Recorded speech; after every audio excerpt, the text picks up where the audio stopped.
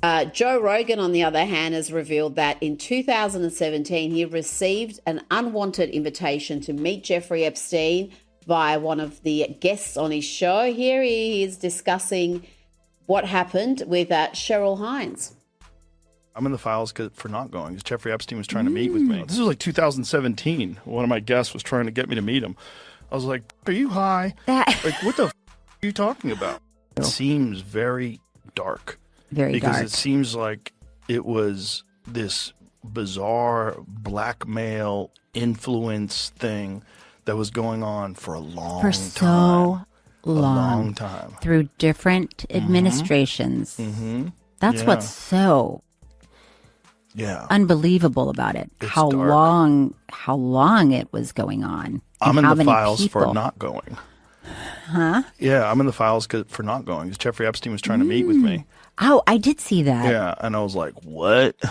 Do you solemnly swear the testimony you're about to give in the matter now pending shall be the truth, the whole truth, and nothing but the truth? Yes, ma'am. Yes. What if the king of hip-hop wasn't just a guest on the world's most infamous island, but the man holding the keys to the cleanup? For years, we've heard the whispers, but the silence from the mainstream media has been deafening. That is, until now. Joe Rogan just blew the lid off a secret the FBI has spent millions trying to bury deep in the archives. We're not talking about a simple party invite or a misplaced photograph. We are talking about logistics. We're talking about 6 55-gallon drums of sulfuric acid ordered at the exact moment the walls started closing in. While the world looked at Jeffrey Epstein and Ghislaine Maxwell, the real question was, who was managing the assets? Who had the power, the connections, and the cold-blooded resolve to make the evidence, and the bodies, disappear? New leaks from the Department of Justice's 3 million-page tranche of Epstein files have sent a shockwave through Hollywood, and the name appearing in the shadows, over and over again, is Sean Jay-Z Carter. Is the billionaire mogul actually a Mossad-recruited handler? Tonight, we connect the dots that Kanye tried to warn us about. This is the truth they don't want you to see. The document dump we're seeing right now isn't just a collection of files. It's a digital autopsy of an empire built on the darkest secrets imaginable. When the Department of Justice finally blinked and released this massive tranche, over 3 million pages of raw data, the mainstream media tried to pivot, focusing on the names we already knew. They wanted you to look at the politicians and the usual suspects. But if you dig into the metadata, if you look at the logs that the FBI has been sitting on for years, a different story emerges. It's a story where the names aren't just listed as guests, they're listed as part of the infrastructure. And right there, buried deep in those 3 million pages, the name Sean Carter, Jay-Z, appears not as a casual visitor, but as a recurring figure of interest. Joe Rogan has been sounding the alarm on this for weeks, and when you listen to him connect the dots, it starts to get chillingly clear. Rogan isn't just looking at the parties, he's looking at the logistics. He's asking the question that every federal investigator seems to be ignoring. How does an operation this massive, this protected, and this internationally connected function day to day? You don't just run a global blackmail ring out of a private island with a few maids and a pilot. You need a management layer. You need people who understand how to move resources across borders without raising a single red flag. You need a fixer who can blend into the highest echelons of society while maintaining absolute control over the ground-level operations. According to these newly unearthed files, the connection between Jay-Z and the world of high-level compromise didn't start at a charity gala in the 2000s. It goes back much further. Anonymous tips that have now resurfaced, originally logged by federal investigators but kept under lock and key, placed Jay-Z in the orbit of Harvey Weinstein as far back as the mid-1990s. We're talking about an alliance of power that was formed before the world even knew the name Jeffrey Epstein. These tips describe a landscape of coordinated abuse where young girls were moved between these powerful men like pawns on a chessboard. The narrative they want you to believe is that Jay-Z was just another celebrity who shook hands with the wrong person. But the files suggest something far more sinister, that Jay-Z and Weinstein were part of a foundational network that Epstein eventually scaled into a global enterprise. Think about what Rogan is saying here. He's talking about Epstein as a Mossad-recruited asset, a man whose entire job was to collect leverage. If Epstein was the handler for the politicians, who was handling the entertainment industry? Who was the bridge between the street and the elite? Gene Deal, a man who spent decades in the trenches of the industry as a bodyguard and insider, has been screaming about this for years. He's said on the record that this isn't alleged. He's talked about the girls from the block, the young, vulnerable teenagers who were promised stardom only to find themselves on a couch in front of the biggest names in the business. Deal has witnessed the pattern, the isolation, the coercion, and the systematic silencing of anyone who dared to look too closely. But it's the physical evidence that truly changes the game. This isn't just about rumors or he said, she said anymore. We are looking at procurement records that were never supposed to see the light of day. In February 2017, an order was placed for 2 55-gallon drums of sulfuric acid. Now, the media will tell you that's for pool maintenance or industrial cleaning. But then look at the timeline. Fast forward to December 2018. The walls are closing in on Epstein. The Miami Herald is dropping their investigation. The feds are finally being forced to look at the 2008 sweetheart deal. And suddenly, that order for sulfuric acid triples. We're talking about 6 55-gallon drums of a chemical specifically chosen for its ability to dissolve organic matter, destroy DNA, and leave nothing behind but a slurry of untraceable minerals. Who was arranging these shipments? Who had the business networks and the industrial connections to move 300 gallons of industrial acid to a private island without a single customs agent asking questions? Rogan's analysis points to one man with the reach and the motive to manage that cleanup. Jay-Z has built a multi-billion-dollar empire on the hustle, but what if the ultimate hustle was managing the disposal of evidence for an intelligence-backed blackmail ring?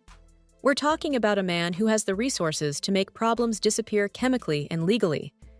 Kanye West has been telling us this for years. He's been called crazy, he's been deplatformed, and he's been mocked. But Kanye was ahead of the curve. He knew that if the truth about Jay-Z's involvement in the management side of this operation ever came out, it wouldn't just be a scandal, it would be a prison sentence. Kanye wasn't talking about music. He was talking about an operation where people like Jay-Z and Pusha T were allegedly used as enforcers and handlers. These aren't just rappers.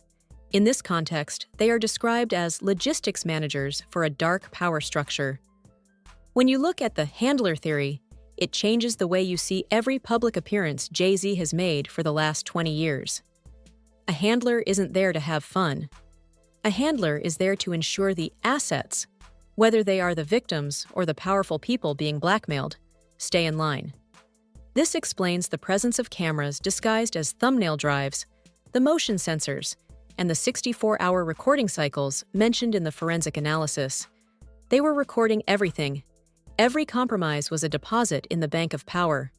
And if Jay-Z was the procurement manager, his job was to ensure the technology was installed, the chemicals were on standby, and the ground support was ready to act the moment a red flag appeared. Jaguar Wright has been documenting this pattern with surgical precision.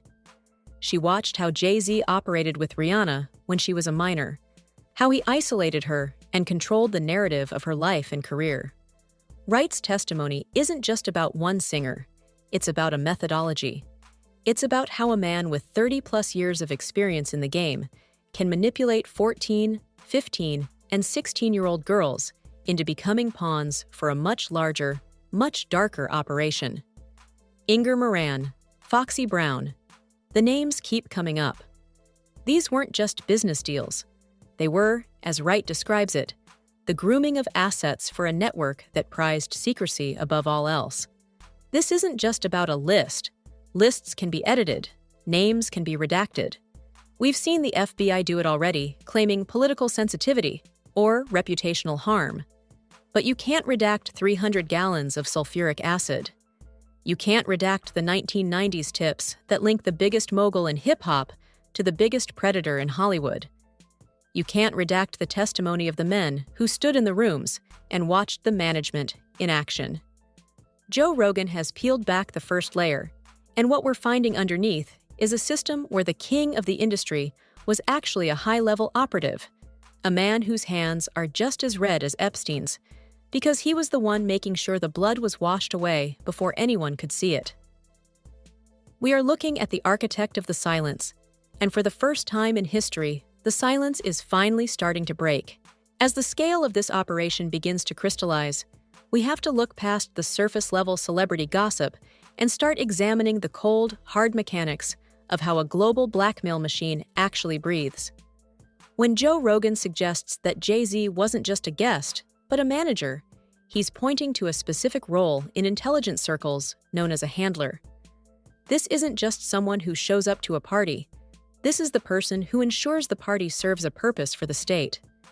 If Epstein was indeed a Mossad asset, as Rogan and many others have theorized, he needed a counterpart in the domestic world who could bridge the gap between high-finance intelligence and the cultural power of the entertainment industry. You need someone who can manage the human resources of the operation, the young women, the rising stars, and the icons who are being lured into these compromising situations. In the world of intelligence, a handler manages the assets. They coordinate the logistics. They make sure the recordings are secured and the participants are controlled. And according to the deep dive into these 3 million documents, the logistics of the Epstein operation were terrifyingly sophisticated. We are talking about technology that sounds like it came straight out of a Cold War thriller. Records show the procurement of tiny, high-tech recording devices, cameras the size of a thumbnail drive with 64-hour recording capacities, and motion sensors. These weren't just for surveillance. They were for the creation of leverage. Someone had to oversee the installation of these devices in offices, in bedrooms, and on the island itself. Someone had to make sure the data was collected, encrypted, and stored. Rogan's point is that a man like Jeffrey Epstein, while wealthy, didn't have the cultural street credit to manage the recruitment side of this. He needed a mogul. He needed someone like Sean Carter, a man whose very brand is built on being the ultimate boss. This brings us back to the most disturbing evidence of all, the chemicals. We have to ask ourselves why a billionaire living on a private island suddenly needs to triple his order of sulfuric acid right as the FBI starts knocking on the door. In February 2017, the records show 2 55-gallon drums. By December 2018, that number jumps to 6. That's over 300 gallons of one of the most corrosive substances on the planet. For a person managing a pool, that's an impossible amount. For a person managing a cleanup, it's exactly what you need to dissolve biological evidence, destroy DNA, and ensure that no matter how many forensic teams you send to that island, they will never find a trace of what truly happened there. The theory being discussed in these circles is that Jay-Z, with his massive business infrastructure and international shipping networks through his various holdings, was the perfect person to facilitate these shipments. He had the legitimate front to move industrial-grade materials across borders without blinking an eye. The connection between Jay-Z and other disgraced figures like Diddy and R. Kelly isn't just a coincidence of being in the same industry. It's a pattern of proximity to predators. 50 Cent has been vocal about this, essentially accusing Jay-Z of being the ringleader who has somehow managed to stay clean while everyone around him goes to prison. Why did Jay-Z continue to work with R. Kelly on the Best of Both Worlds project long after the world knew about the Aaliyah scandal? Why was he so close to Diddy for decades, standing side by side with a man now facing federal charges for the very same types of freak-offs and coerced encounters that defined the Epstein operation? Gene Deal, who was in the room for many of these moments, says it's because they were all part of the same machinery. Deal points out that Jay-Z's history with young women is a documented part of his rise to power. Let's talk about the timeline that the industry has tried to polish for years. We're told the story of a legendary romance between Jay-Z and Beyoncé, but insiders like Gene Deal tell a different story, one that starts in 1998 and 1999. At that time, Jay-Z was a 30-year-old man, and Beyoncé was a 17-year-old girl. Deal recalls her being in the clubs, specifically Club Eugene, when she wasn't even legally allowed to be there. He describes a dynamic where a powerful older man was dating a teenager, a pattern that mirrors the grooming tactics used by Epstein to secure his own influence.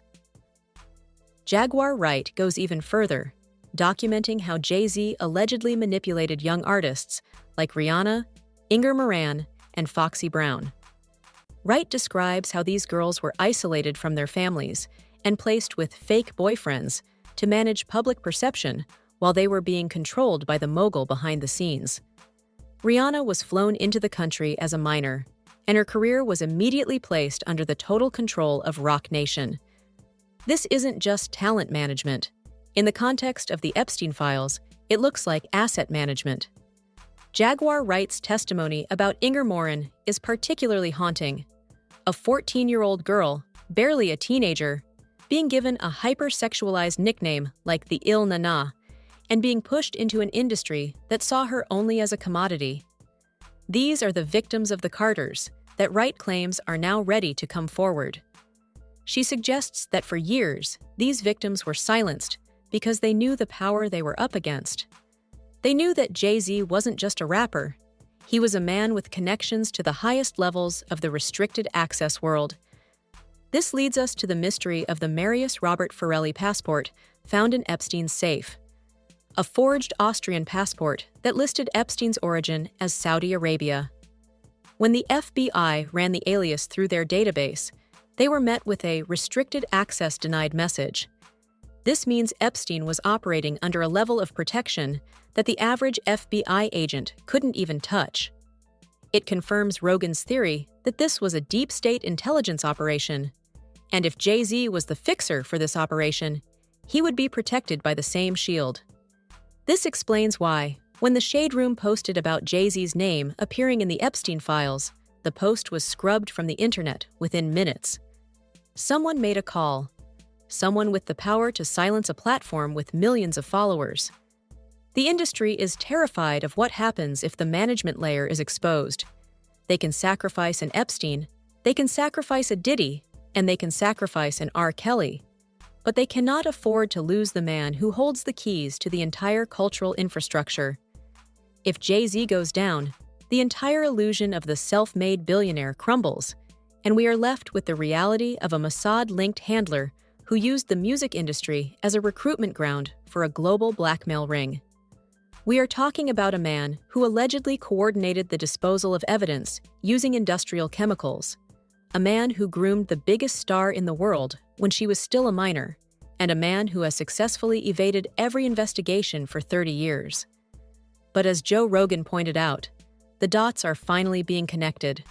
The 3 million pages of documents are starting to speak, and they are telling a story of blood, acid, and a level of corruption that goes all the way to the top.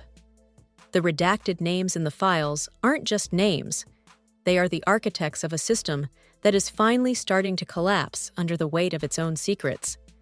But the deeper we dive into this rabbit hole, the more we realize that this isn't just a story about one man. It is a story about a power couple and a structure of control that defies everything we've been told about the American dream. If Jay-Z was the manager of the logistics, then we have to ask the question that the industry has been terrified to answer for years.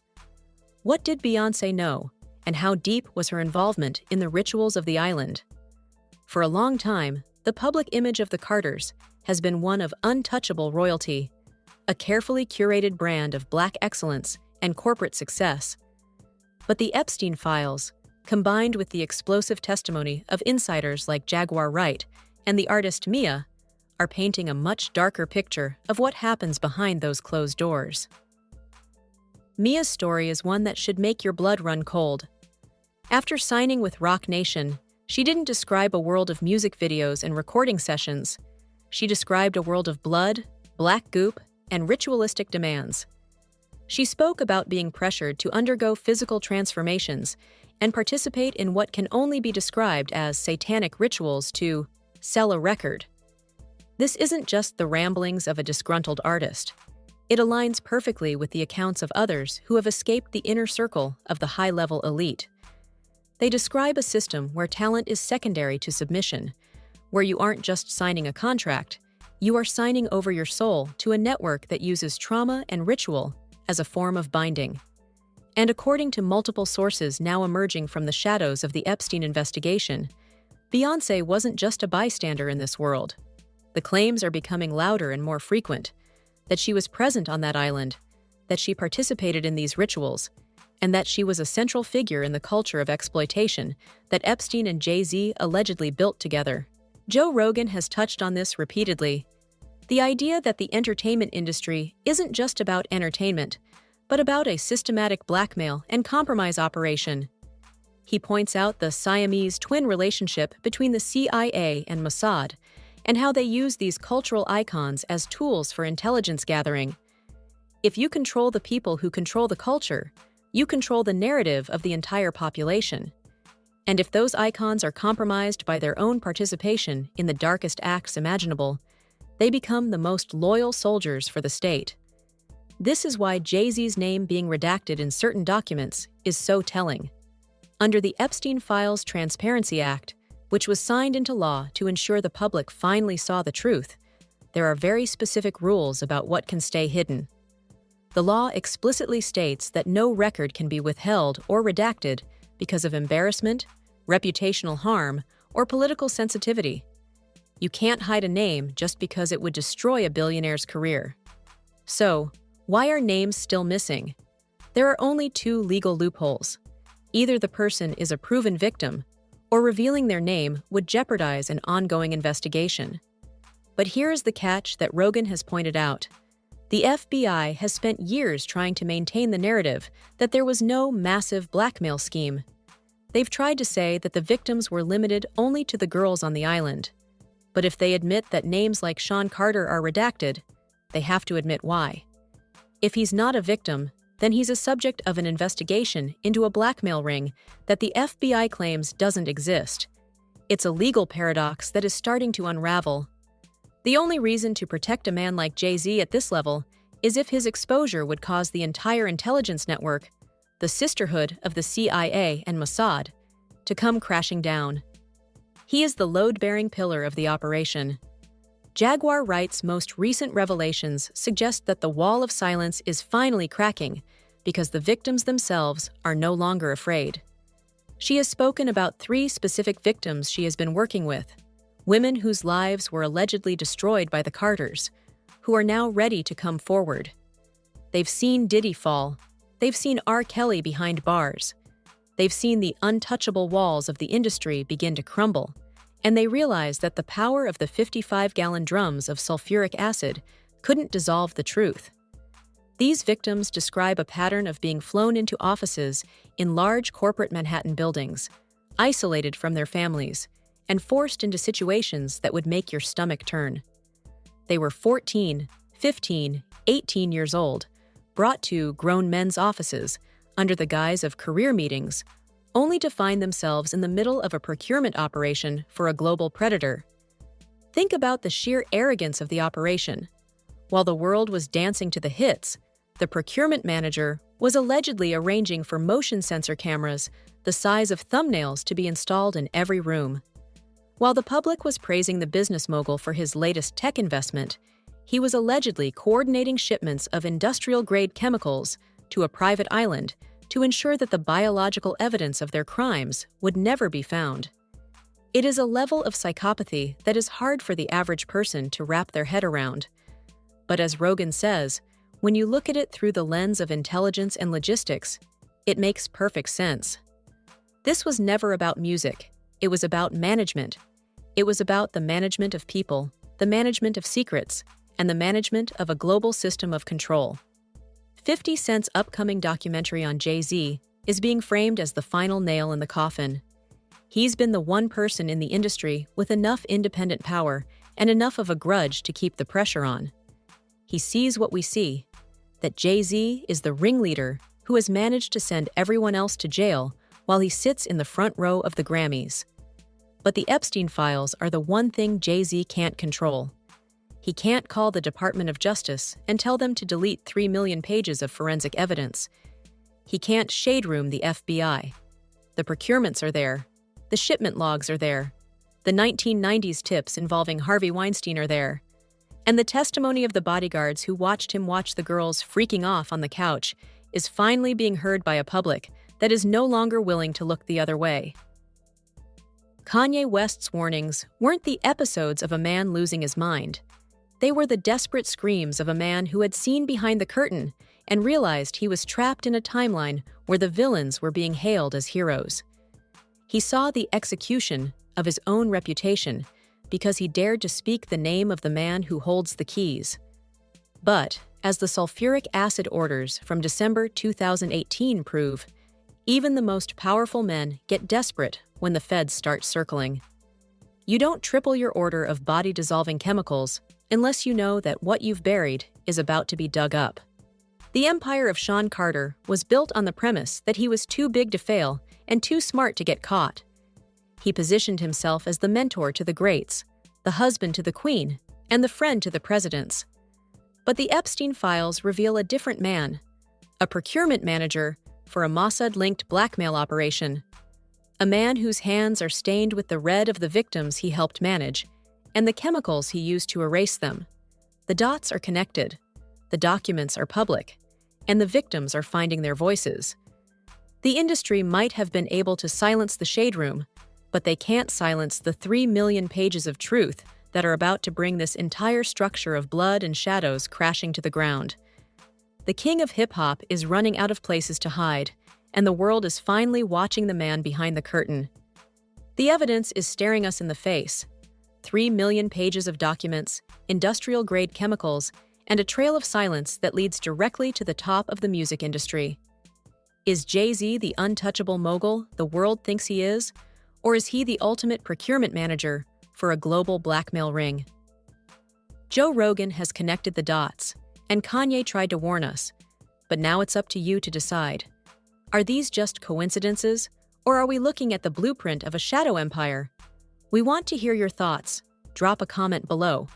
Was Jay-Z really the one coordinating the cleanup for Epstein? And who else is hiding behind those redacted names in the FBI files? This story is far from over, and the more we dig, the darker it gets.